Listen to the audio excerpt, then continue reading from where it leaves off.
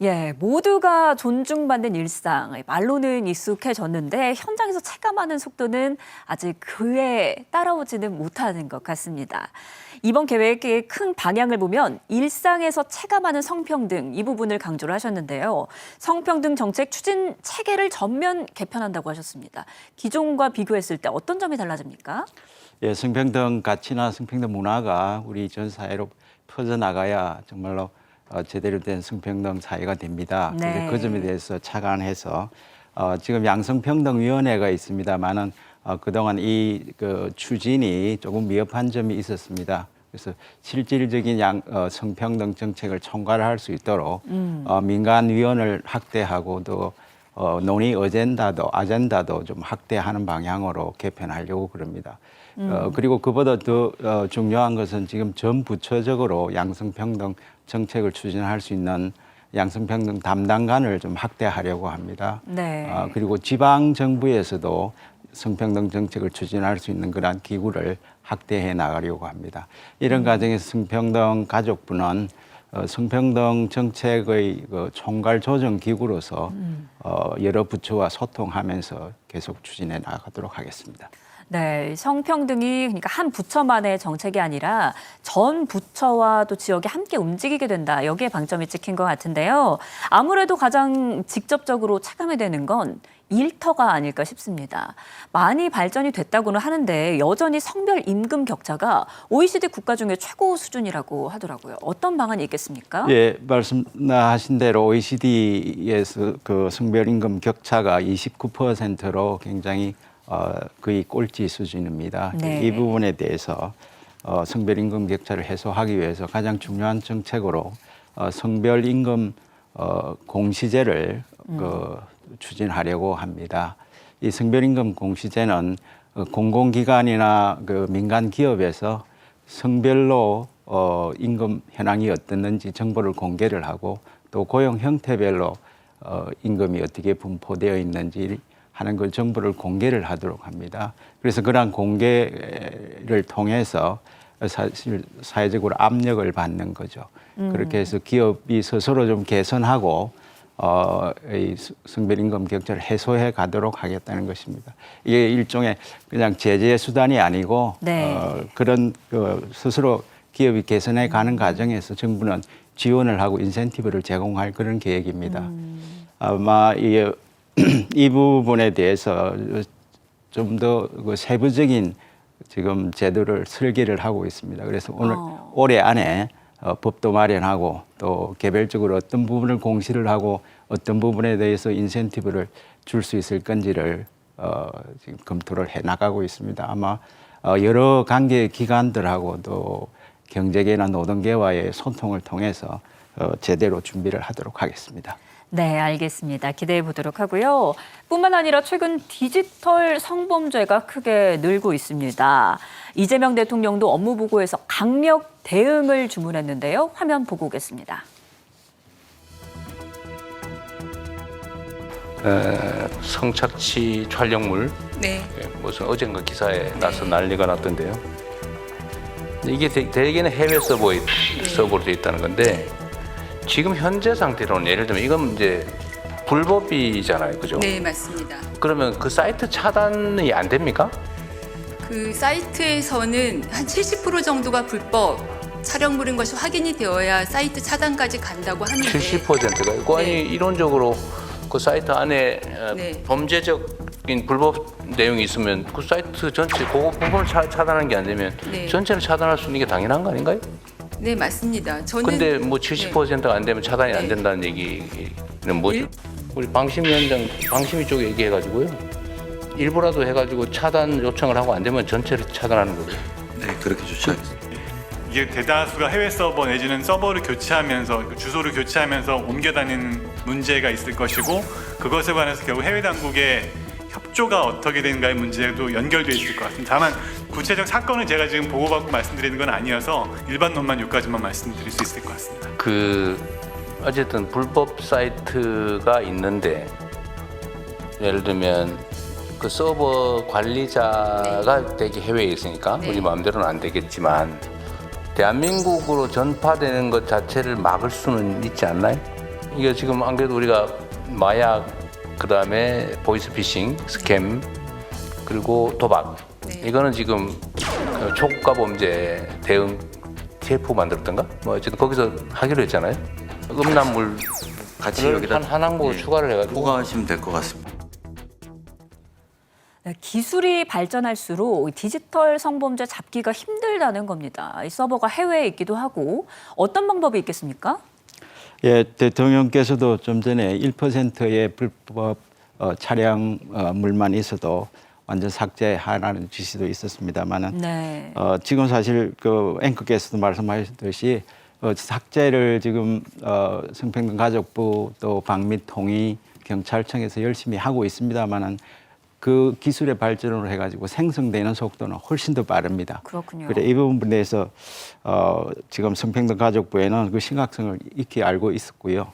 지금 추진을 하고 있는데 문제는 이 불법 사이트들이 해외에 있으면서 사실은 우리의 법망을 피해가는 점이 있습니다. 이 점에 대해 있어서 지금 초국가 범죄 대응 본부와도 협력을 해서 초국가적으로 대응을 하려고 하고 있고요.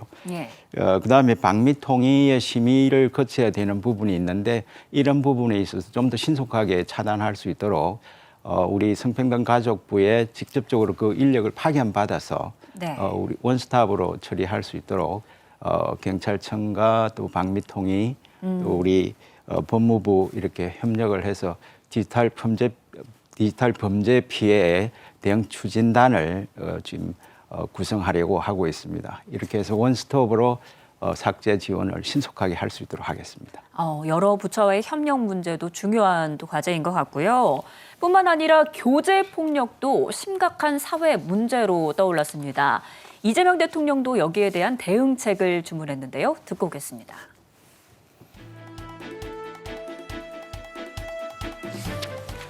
교제 폭력 대응으로 제일 핵심은 뭔가요? 저희는 교제폭력 관련법을 기본 근본적인 방향에서부터 법의 제정이 필요하고 교제폭력에 대하여 과거에는 피해자가 반의사 불벌, 피해자가 처벌을 원하지 않는다는 입장을 표현하면 바로 경찰이 더 이상 수사를 하지 않는 방향으로 진행해 왔는데 피해자 의사와 무관하게 경찰이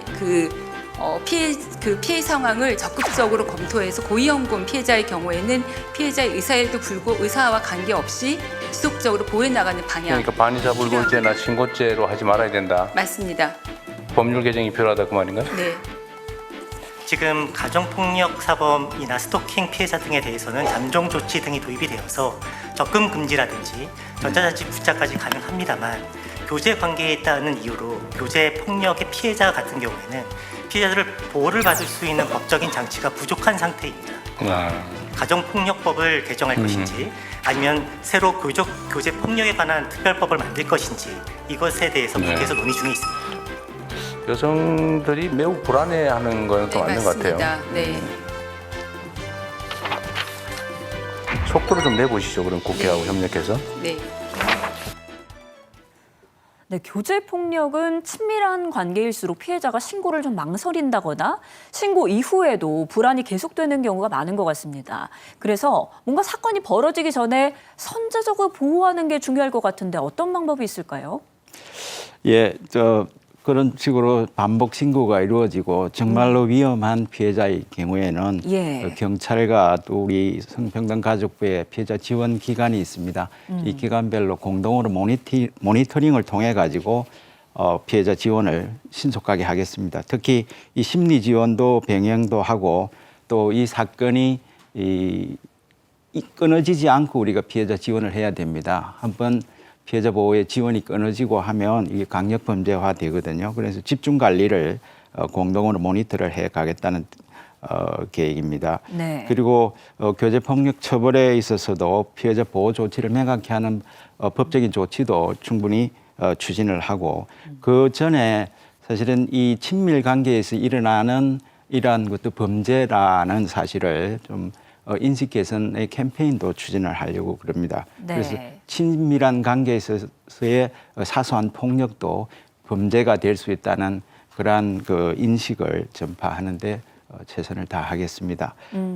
그리고 우리가 피해자 지원 기관이 있습니다. 이런 쪽으로 해서 이 피해의 범위를 조기에 진단하고 예방할 수 있는 그러한 조치도 이렇게 하겠습니다. 특히 24시간 긴급 상담도 하고 네. 또 보호 조치를 해야 되는 게 중요합니다. 그래서 나아가 가지고는 특히 주거 분리를 할 수 있도록 분리를 해서 주거 지원도 할 수 있도록 그러한 여러 가지 지원책을 강구를 하겠습니다. 네, 말씀해 주신 부분 1366 상담소가 24시간 운영이 되고 있으니까요. 꼭 피해자분들은 고민하지 마시고 이 상담 서비스를 이용을 해보시면 좋을 것 같습니다. 뿐만 아니라 예방도 중요하지 않겠습니까? 공공기관 폭력 예방 교육 필요한데 지금 현장에서는 약간 형식적이다, 좀 반복적이다 이런 이야기도 나오고 있는 것 같습니다. 이번에 개편을 예고하셨는데 어떻게 바뀝니까? 예, 그동안 이 폭력 예방 교육이 성과도 있었습니다만은 네. 너무나 좀 일상적이고 조금 그 내용도 좀 옛날 오래된 내용을 계속 반복하고 있는 그런 문제들이 있었기 때문에 예. 이번에 전면 개편을 하려고 합니다. 그래서 교육 방식에 있어서도 좀 맞춤형으로 논의를 하고요. 또 교육 내용에 있어서도 그동안 성폭력이랑 성희롱에 집중되어 있었습니다만 요즘 새로 등장하는 신종 폭력 유행들 교제 폭력이라든지 스토킹이라든지 또 디지털 성범죄에 대한 예방과 대처에 대한 그런 교육도 추가를 할 계획입니다. 이 부분에 대해서는 여러 가지 그 관계자들의 자문을 구해서 전면적으로 좀 개편할 계획을 갖고 있습니다. 네, 알겠습니다. 또 이제 청소년 이야기로 넘어가 보도록 하겠습니다. 요즘 이 청소년 위기는 정서 문제도 있고요. 고립이라든지 뭐 디지털 문제라든지 상당히 복합적으로 나타나는 것 같습니다. 그러니까 안전망을 잘 마련을 해줘야 할 것 같은데 어떤 방법이 있겠습니까? 예, 지금 10대들의 위기 청소년들의 문제는 심각합니다. 우리나라의 10대 자살률이라든지 또 우울, 또 불안장애 환자 수를 보면 그 통계가 아주 심각한데요. 네. 그 점에 대해서 우리 사회가 나서서 위기 안전망을 구성을 해서 이 청소년들을 정말 끝까지 우리가 보살펴야 한다는 것입니다. 특히 우리 성평등 가족부에는 지금 청소년 상담복지센터가 있습니다. 전국 240군데가 있는데요. 이 상담복지센터를 통해서 위기 청소년 발굴을 지원하고 있습니다. 그리고 청소년의 전화 1388이 있습니다. 네. 이 부분은 전국 어디서든 도움을 요청할 수 있는 그런 체계가 갖추어져 있거든요. 그래서 예. 1388을 통해서 언제든지 이 위기 청소년들이 상담하고 또 지원을 받을 수 있는 그 체제가 갖춰져 있습니다. 그리고 가정 밖이나 학교 밖 청소년을 위해서는 청소년 쉼터라든지 또 꿈드림 센터라고 해서 학교 밖 지원 센터가 있습니다. 네. 이러한 센터를 통해서 지원을 받을 수 있고 또 자립 지원까지도 할 수 있는 체계가 갖춰져 있습니다. 예. 그 점에 대해서 우리가 지금 마음 건강이 위태로운 이런 위기 청소년들을 위해서 우리 사회가 전반적으로 누구라도 이렇게 관심을 가지고 진행이 되어야 하겠다는 것입니다. 네, 맞습니다. 뿐만 아니라 디지털 환경에서 청소년들을 노리는 범죄도 점점 더 교묘해지고 있는 것 같습니다. 유해 매체에 노출이 된다라든지 그루밍 범죄라든지 요즘 더 많이 발생을 하고 있는 것 같은데 청소년들 우리가 어떻게 보호하면 되겠습니까? 예, 지금 이 청소년들이 사실은 디지털 세계에 살고 있지 않습니까? 네. 특히 요즘 AI에 정말 홍수에 살고 있는데 이런 부분에 있어서 그 청소년들이 상당히 피해를 입고 있는 게 상당합니다. 네. 특히 이러한 사이버 상에서 그 범죄의 이 희생이 피해자가 되는데 그 비율을 보면 10대나 20대의 그 피해 그 비율이 한 80% 되고 있습니다. 그래서 이러한 걸 보면 사실은 이 AI나 그 디지털을 잘 이용해야 되지만 여기에서 피해를 보고 있기 때문에 이 부분에 대해서 정말 우리가 보호책을 강구를 해야 됩니다. 그동안 아동 청소년 성보호법의 개정을 통해 가지고 여러 가지 그 사이버상에 일어나는 범죄 유형을 정하고 처벌도 강화를 했습니다만은 이 부분을 좀 더 좀 세세하게 이 법 개정을 통해서 이루어져야 된다는 생각을 하고요. 네. 그다음에 이 AI가 정말 이 생성의 AI가 특히 보편화되면서 네. 너무나 많은 피해들이 생깁니다. 이 비율을 보면요, 디지털 성범죄가 한 10년 전에 비해서 9배나 늘었습니다. 그래요. 예, 그런 부분에 대해서는 했고요.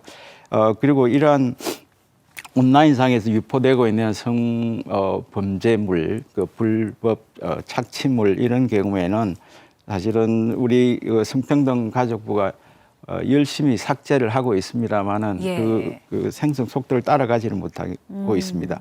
이런 부분에 있어서도 이 AI 첨단 기술도 또 활용을 해야 됩니다.